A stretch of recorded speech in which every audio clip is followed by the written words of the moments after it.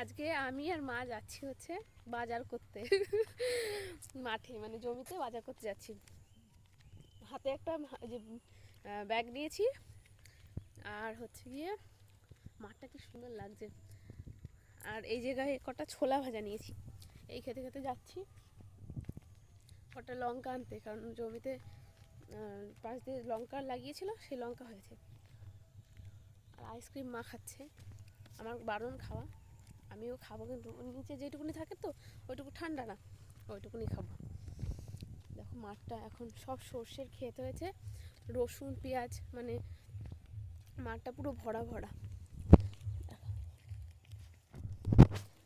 পুরো রোদটা মুখে এসে লাগছে। গিয়ে দাঁড়াও, আমি দেখাচ্ছি লঙ্কা কেমন হয়েছে। আমিও অনেক দিন আসি না, আমি আসি না বলতে গেলে, তাও অনেক দিন পর আসলাম। মাঝে মধ্যে আসি, মাঝে মধ্যেও বলতে অনেক দিন পর। শীতের সময় একটু আসা হয়। হ্যাঁ, পড়ে যেও না, দেখো আগে এখান দিয়ে না, মানে